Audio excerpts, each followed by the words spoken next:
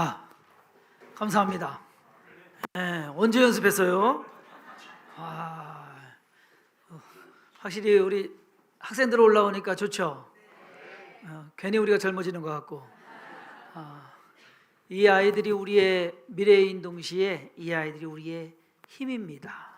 네, 이것이 우리의 힘이다라는 것, 그 힘을 가지고서 우리가 하나님의 일을 이루어가고 또 이어가고 또 이루어낼 줄 믿습니다. 다시 한번 우리 학생들에게, 우리 자녀들에게 박수 한번. 좋네요. 중간고사 끝났어요? 아직 안 끝났어? 어이구, 시험 잘 치를 거예요. 시험이 인생의 전부는 아니에요. 그 결과가 중요할 뿐이에요.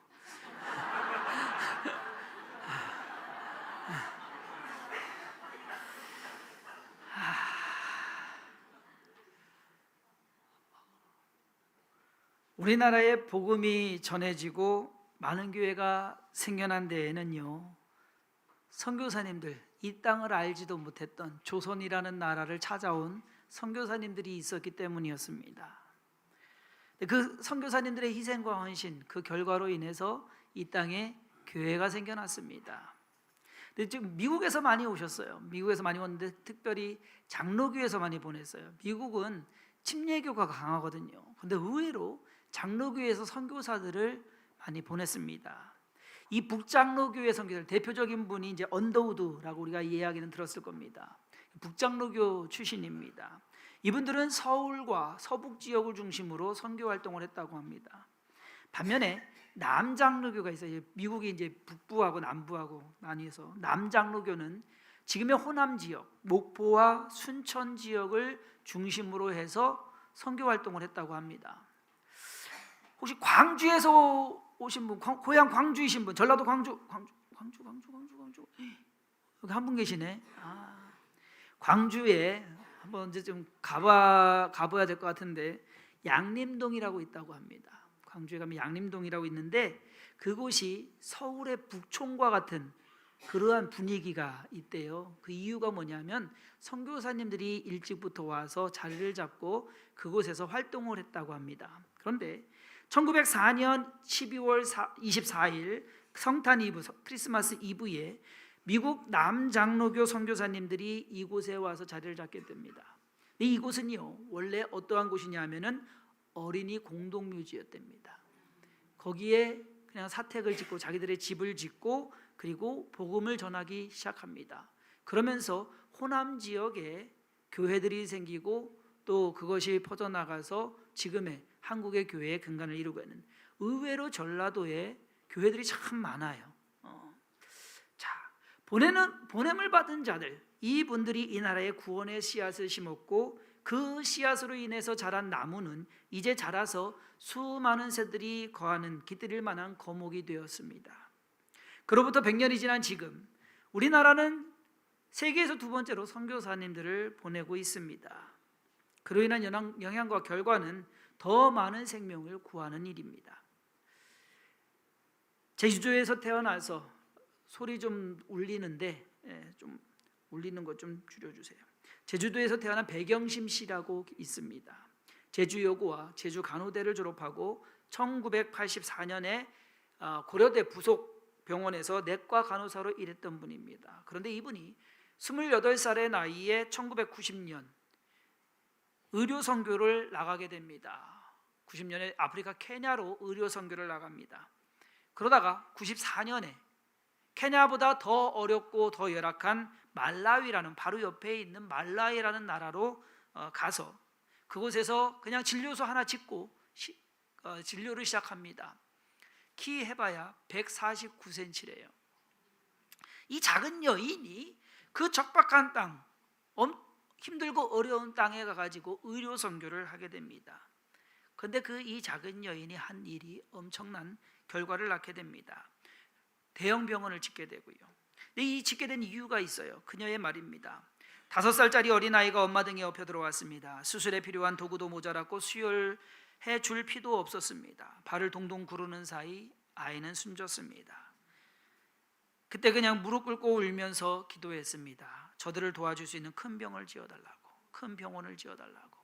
그 기도로 시작을 해서 병원을 짓기 위한 프로젝트가 시작이 되고요. 한국의 여러 기업들 그리고 단체들이 이것에 합류해가지고 결국 대양 누가병원을 짓게 됩니다. 병원 개원 첫날 그 병원에 346명의 환자가 몰려들었고 2009년 한 해 동안만 그 병원에서 1333명의 신생아가 태어났다고 합니다. 대한민국은 그녀를 말라위로 보내지 않았습니다. 하지만 하나님께서는 그녀를 예수 그리스도의 이름으로 그곳에 가도록 했습니다.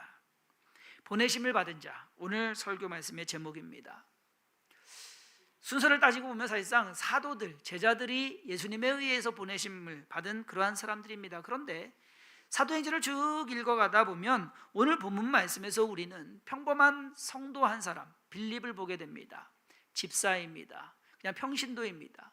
이 사람을 보내심을 받는 빌립 집사를 만나게 됩니다. 저는 오늘 빌립을 통해서 보내심을 받는 자의 삶에 대해서 좀 묵상하기를 원합니다. 빌립은 최초의 전도자였습니다. 빌립은 사마리아의 복음을 전했고요. 그리고 그는 평일되기를 성경에서 그를 이야기할 때 전도자 빌립이라고 기록하고 있습니다. 사도행전을 쭉 읽어나다 보면 나중에 사도 바울이 선교하는 것이 나와요. 사도 바울이 선교를 할 때 두로를 떠나 항해를 다 마치고 돌레마이에 이르러 형제들에게 안부를 묻고 그들과 함께 하루를 있다가 이튿날 떠나 가이사랴에 이르러 7 집사 중 하나인 전도자 빌립의 집에 들어가서 머무르니라. 성경은 빌립을 기록하기를 전도자 빌립이라고 합니다. 직업도 몰라요. 그가 무엇을 하면서 살았는지는 모릅니다. 그러나 그가 인생 속에서 주로 한 일, 그리고 가장 많이 한 일은 전도하는 일이었다라는 겁니다. 그의 삶이 복음 전도자가 된 것은 다른 이유가 아니에요. 성령의 이끌림을 받아서 삶을 살았기 때문입니다. 사도행전에서 우리는 초대교회를 이끌어가는 성령님의 역사를 봅니다. 사도행전 2장에 우리가 보듯이 오순절날 성령님이 임하십니다. 그 일로 인해서 제자들이 나아가서 복음을 전하게 되고요. 그리고 기적도 일어나고요. 이러한 일들 어떻게 보면은 하나님의 이끄심인데 그 속에는 성령님이 보이지는 않아요. 직접적으로 나타나지는 않아요. 그냥 그 안에서 역사하십니다. 그리고 교회 안에서 아나니아와 삽비라와 같은 그러한 사건들 성령님께서 말씀해 주셨다라는 기록은 없습니다. 그냥 베드로가 그 일에 대해서 판단하고 그리고 그 일에 대해서 그 일로 인해서 아나니아와 삽비라가 죽게 됩니다. 후에 또 교회는 더욱더 든든히 서가지만 스데반의 순교로 인해서 믿는 사람들이 흩어져 버립니다. 그 일도 성령님께서 스데반이 죽을 것이다라고 말씀하신 것은 없습니다. 그리고 그 죽음을 통해서 성령님께서 역사하시는 그 뒤에서 역사하시는 것을 볼 수 있습니다. 그런데 오늘 본문 말씀에서 이것이 달라져요. 뭐냐면 성령님의 직접적인 개입이 들어옵니다. 그것도 빌립이라는 사람에게 성령님께서 직접적으로 오늘 우리가 읽었습니다. 성령님이 말씀하십니다. 깨닫게 하십니다. 알게 하십니다. 그리고 행하게 하십니다. 성령님의 전적인 일들을 통해서 하나님의 일이 이끌어지는 것을 볼 수가 있습니다. 이러한 의미에서 빌립은요 자기 스스로 이 일을 이루어가는 것이 아니라 어차피 사마리아까지는 자기 스스로 갔을 겁니다. 복음을 전하기 위해서. 그러나 빌립은 지금 자기 스스로 가는 것이 아니라 보내심을 받는 성령님에 의해서 이곳으로 가라 저곳으로 가라 보내심을 받는 그러한 사람이 되었습니다. 그러면 보내심을 받았다는 것은 그의 자발적이거나 주관적이거나 자기 생각을 가지고 가는 것이 아니라 무언가 다른 보내는 분의 그러한 주관, 그러한 생각, 그러한 계획을 가지고 간다라는 것. 빌립은 성령님의 지시에 따라서 행동하는 것을 볼 수 있습니다.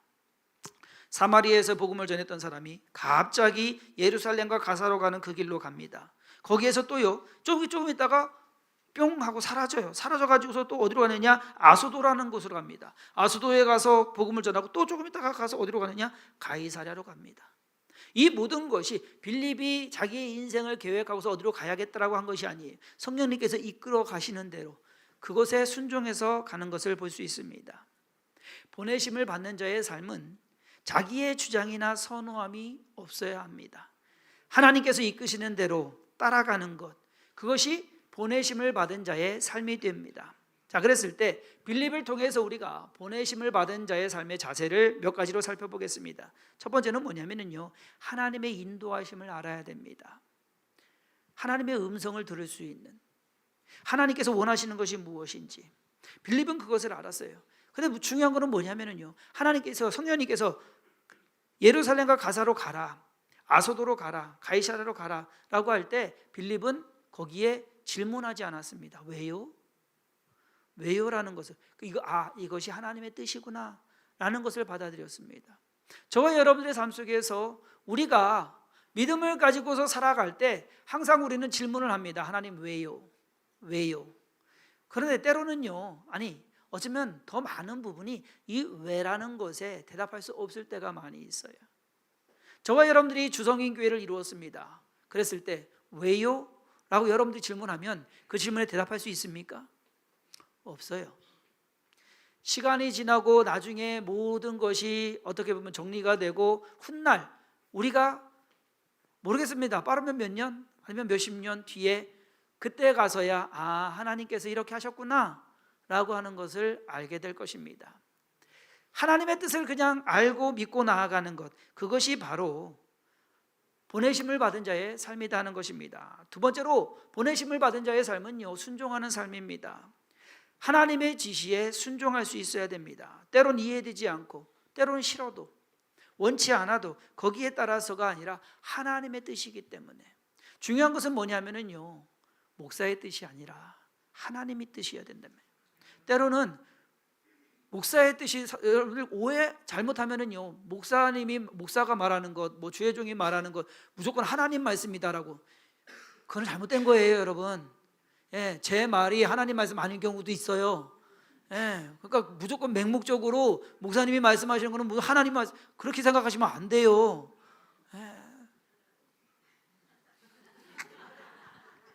하나님의 지시는요, 바른 신앙이에요. 바른 믿음이에요.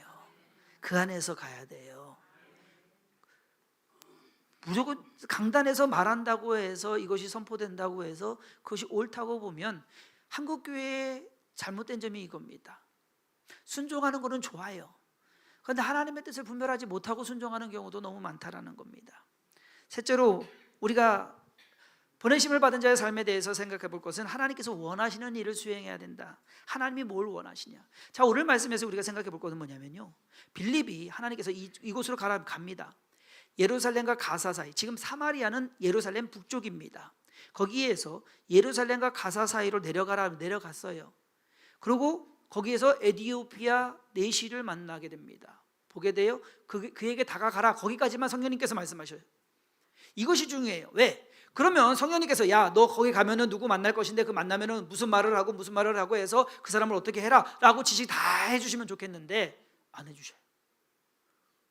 가서 만나기까지만 해요. 그 다음은 빌립이 알아서 합니다. 이것이 뭐구나라는 것을 빌립이 알았습니다. 하나님의 뜻을 아는 거, 왜 나를 이곳으로 보냈는지 그것을 본인 스스로 깨닫게 되고 알게 되고 그에게 다가가서 복음을 전하게 됩니다. 성령님께서 다 얘기해 주시면 얼마나 좋아요. 그런데 안 그러세요. 우리가 그것을 깨닫고 그것을 이루어가는 것, 그것이 우리의 삶 속에서 필요하다 하는 것입니다. 이것이요, 저는 오늘 이러한 것을 가지고 영적 눈치라고 해요. 눈치가 좀 있어야 돼요. 지난번에 부흥회 때 그렇게 말씀하셨잖아요. 강사님 오셔가지고서, 강은도 목사님 오셔가지고서 남편한테 하나님께서 안 준 게 있대요. 뭐요? 눈치를 안 줬대요. 이 남자들한테 눈치를 안 줘가지고서 아내분들이 힘들어한다는데, 딱 알아채는, 뭔가 하나님께서 하시는 것에 대해 알아채는 뭔가가 있어야 되는데, 제가 옛날에 어렸을 때, 아마 그때가 초등학생 때인가 중학교 때인가 그럴 거예요. 누나랑 같이 집에 있는데 어떤 아기 엄마가 아기를 얻고서 막 왔어요. 아기가 막 울어요. 그때가 무슨 날인지 몰라요. 토요일인가 그랬었던 것 같아요. 아기가 막 울어요. 그래서 웬일이냐고, 그러니까 아기가 놀란 것 같다고, 운다고 목사님한테, 이제 아버님한테 기도받으러 왔다고. 근데 안 계셨어요. 그랬더니 작은 누나가 눈치가 없게 떡 말해, 청심환 먹이세요 그러는 거예요. 기도받으러 왔는데 거의 청심환 먹이라고 그러면 돼요. 눈치가 없어요. 눈치가. 우린 눈치가 있어야 됩니다. 뭔가 저와 여러분 신앙생활 속에서 하나님이 뭘 원하시는구나, 그것을 우리가 알아야 돼요. 여러분들이 신앙생활 해나가면서 주성경교회를 통해서 신앙생활을 하는데 하나님이 원하시는 것이 무엇일까?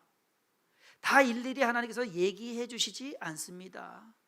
어떤 부분에 대해서는 우리가 눈치로 알아야 되는 부분도 있다. 자, 네 번째로요, 보내심을 받은 자는 하나님의 일을 하는 것이 우선시되어야 됩니다.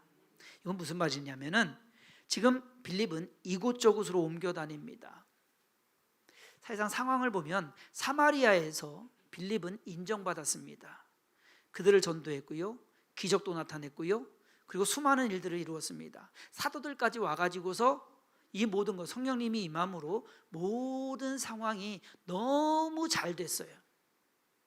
그러면 빌립이 거기 있으면, 거기서 목회를 하면 얼마나 잘하겠습니까? 그렇죠.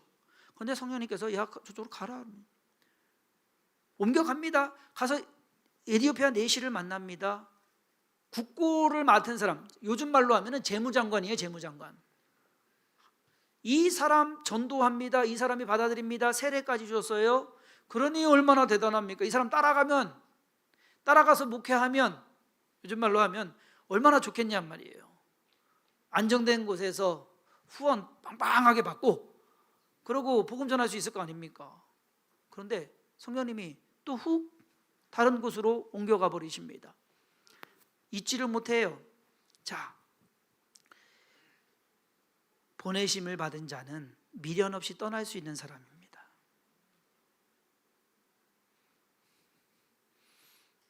이것이 중요해요. 왜냐하면 미련을 두기 시작하면 그것이 보내심을 받은 사람이 아니거든요. 자기가 하는 거거든요.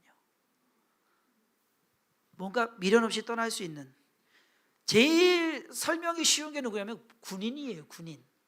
군인은 이곳에 가라 하면 가고 저곳으로 가라 그러면 가요. 옮겨갈 수밖에 없습니다. 명령에 의해서.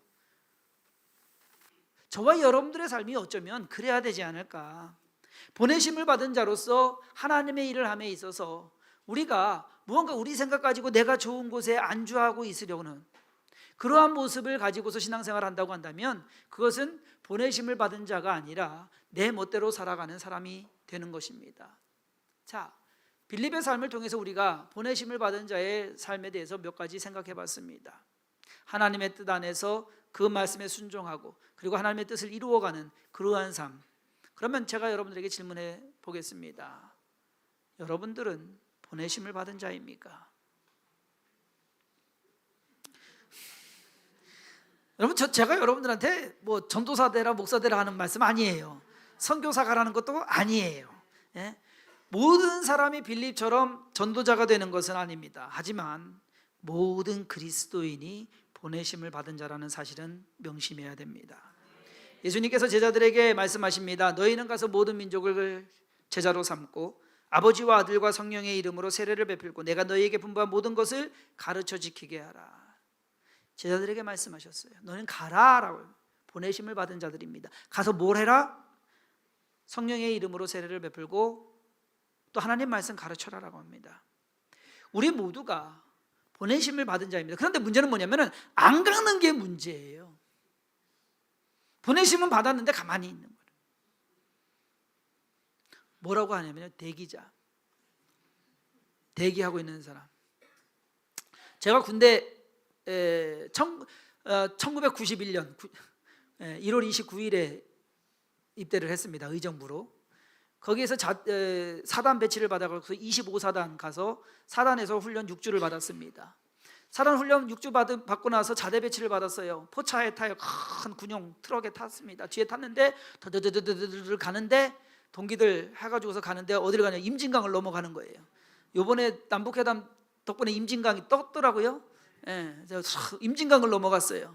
그래서 가가지고서 연대 25사단 72연대에 가서 연대 본부에 가서 있었습니다. 그런데 다른 동기들은 다 갔어요. 저만 남았어요.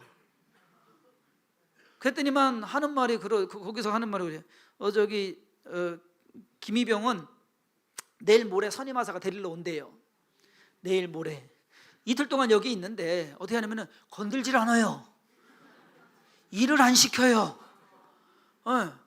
이등병 딱 돼 있는데도 말도 안 놔요. 야, 뭐 안 해요. 자, 밥 먹으러 가시죠. 주무시죠. 완전히 딴 사람이요. 그냥 이등병인데 자기 소속 아니라 이거예요. 자기 소속 아니기 때문에 이 사람은 대기자예요.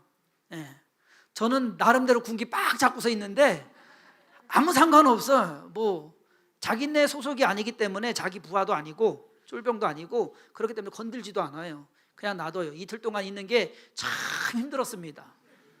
아무것도 안 하고 있는 게, 아무것도 안 하고 있는 것도 쉬운 건 아니에요. 이틀 뒤에 이제 선임하사가 오토바이 끌고서 데리러 왔어요. 그래서 오토바이 타고서 쭉 올라가는데 철책이더라고요. 전방에서 있었는데, 보내심을 받았는데 임무를 수행하지 않으면 대기자에 불과합니다. 월드컵을 하고 올림픽을 해도 축구 선수들 나가서 뜁니다. 출전하는 선수들, 감독이 출전 선수들 명단을 쫙 뽑습니다. 그렇죠? 그러면 11명이 뛰는데 그럼 11명만 뽑아요? 아니요. 11명보다 20명에서 25명 더 훨씬 많이 뽑습니다. 문제는 뭐냐면은 뽑히기는 뽑혔어요. 보내심은 받았어요. 나라로부터 보내심은 받았는데 경기에 1분도 뛰지 못하는 선수들이 있다라는 거죠. 후보. 실력? 있습니다. 뛸 수 있는 실력이 있고 건강 있고 체력 있고 못하는 거 아니에요. 잘해요. 그런데 못 뛰어요. 어떻게 보면 우리가 신앙생활하면서 평생 후보로 살아가는, 평생 대기자로 살아가는 그러한 신앙이 있지 않느냐. 우리가 뛰어야 되는데, 일을 해야 되는데, 하나님을 믿는데 평생 후보로 살아간다면 그것은 어쩌면 우리에게 문제가 있다라는 겁니다. 여러분들은 보내심을 받은 자입니까? 무엇을 위해, 또 누구를 위해 보내심을 받았습니까? 그리고 하나님께로부터 보내심을 받은 목적을 이루기 위해서 한 일은 무엇이 있습니까? 우리가 하나님의 뜻을 잘 이해하고 받아들여야 돼요. 무엇을 원하시는 건지, 하나님이 원하시는 건 뭔지. 주섬김교회, 우리 보내심을 받은 자들이 모였습니다. 다 보내심을 받은 사람이 함께 모였어요. 우리가 이제 머리를 싸매고 해야 되는 일은 하나님이 원하시는 일이 뭐냐라는 것을 찾아가야 됩니다.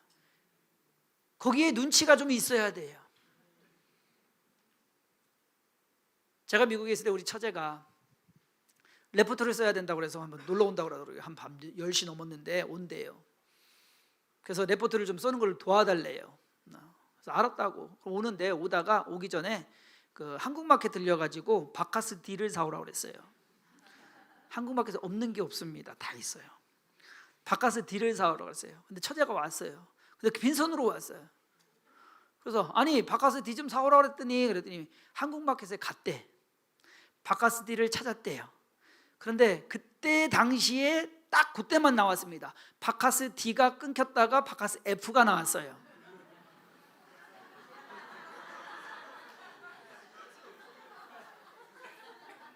바카스 D를 사오라고 그랬는데 바카스 F가 있어가지고 D는 없어갖고서 안 사왔다는 거야.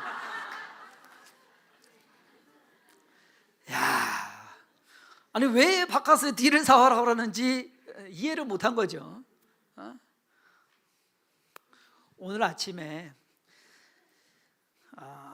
여태까지 매주 그 떡이 있었죠. 오늘도 떡이 있어요.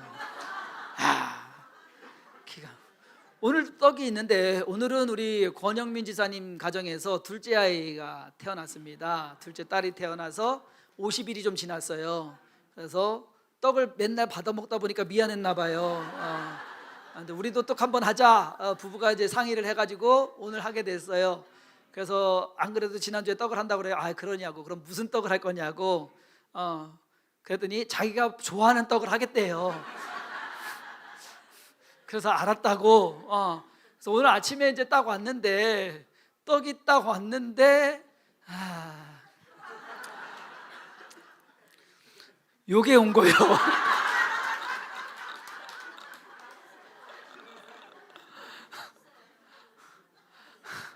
아니 본인도 놀래가지고 떡을 주문을 했는데 설마 요만한 게 올 줄은 몰랐던 거야. 300개를 주문을 했는데 요만한 거 300개가 온 거예요. 그래서 당황을 해가지고 또 요거를 또 가서 급조를 해가지고서 1시간 만에 또 갖고 왔어요. 야, 그랬는데 이해를 못한 거예요. 주문을 했는데 떡집에서 이해를 못한 거예요. 우리가 어떤 떡이 필요한지를. 떡 필요하다니까 요만한 거. 그래서 이따가 하나씩 받아가세요. 그래서 고맙게 근데 떡은 맛있어요. 떡은 맛있는데 알아야 돼요. 하나님이 뭘 원하시는지 알아야 된다는 얘기예요. 잘못하다가는 우리가 신앙생활 열심히 하는데 엉뚱한 게 나올 수 있다니까요. 나는 나 나름대로 신앙생활 하는데 문제는 뭐냐? 하나님께서 우리를 보내신 이유. 주섬김 교회가 우리 성도님들끼리 좋아가지고서 여기서 이렇게만 하고 있으면 이거는 대기자밖에 안 됩니다. 후보밖에 안 됩니다. 우리가 하나님이 우리를 모이게 한 이유, 그것을 우리는 알아야 됩니다. 그리고 그것을 이루기 위해서 우리는 함께 고민하고 함께 회의하고 함께 상의하고 함께 이루어 나가야 될 줄 믿습니다.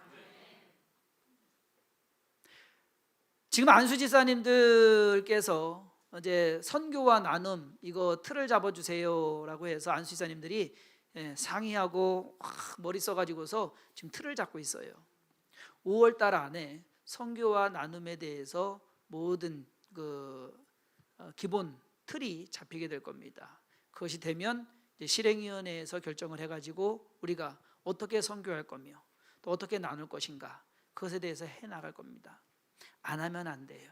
우리만 좋게 무언가 서로 내가 좋다 이것이 만족스럽다라고 하는 것으로 끝나서는 안 됩니다. 우리는 보내심을 받은 자들입니다. 예수님에 의해서 보내심을 받았어요. 보내심을 받았다는 것은 나를 위한 것이 아니라 하나님을 위한 것이고 그리고 누군가 우리를 통해서 영향을 받고 구원을 받는 그 영혼들을 위해서 필요한 것이다라는 겁니다.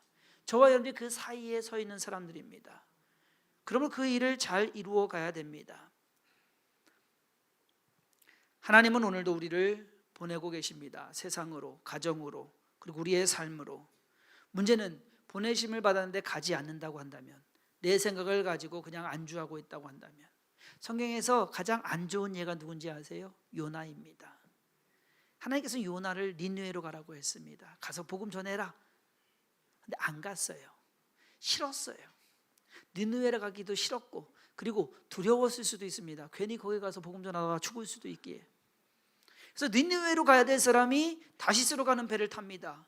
그리고 복음을 전해야 될 사람이 배 제일 밑에 들어가서 쿨쿨 잡니다. 얼마나 편해요. 얼마나 좋아요. 풍랑이 있는데도 잠잘 수 있는 은혜. 그런데 그것이 직무유기다 하는 겁니다.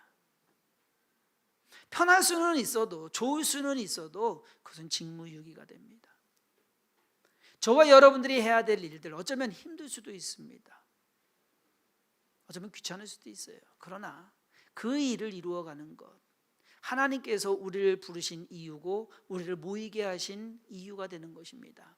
그러므로 주섬김 교회가 이 자리에 모인 모든 분들, 나는 보내심을 받았다. 그 모든 일을 어떠한 형태로든 이루어 가야겠다라고 하는 그러한 다짐을 가지시고 5월 한 달 동안 우리가 함께 회의하고 함께 상의해서 무언가를 이루기를 바라고 이제 그 일을 추진해 나가기를 바랍니다. 하나님이 원하시는 그리고 하나님이 기뻐하시는 그리고 많은 사람들에게 예수 그리스도의 사랑을 전할 수 있는 그러한 일이 이 교회를 통해서 여러분들을 통해서 이루어지기를 주님의 이름으로 축원합니다. 기도하겠습니다. 하나님 감사합니다. 오늘도 주 앞에 나와서 예배하게 하시고 말씀을 통해서 우리 자신을 돌아보게 하시니 감사드립니다. 빌립은 진정으로 그의 삶을 하나님 앞에 쓰임받는 삶으로서 전도자의 삶을 살았습니다. 우리가 전문 사역자가 되는 것은 아닙니다. 그러나 우리가 있는 자리에서 우리 또한 보내심을 받은 자들입니다. 그러므로 믿음 가지고 주 앞에 나아가게 하시고 하나님의 선하신 뜻을 이루어가는 주의 자녀를 다 되게 하여 주옵소서. 주께서 도우시고 인도하시고 함께 하심에 감사드리옵고 예수님의 이름으로 축복하며 기도했사옵나이다. 아멘.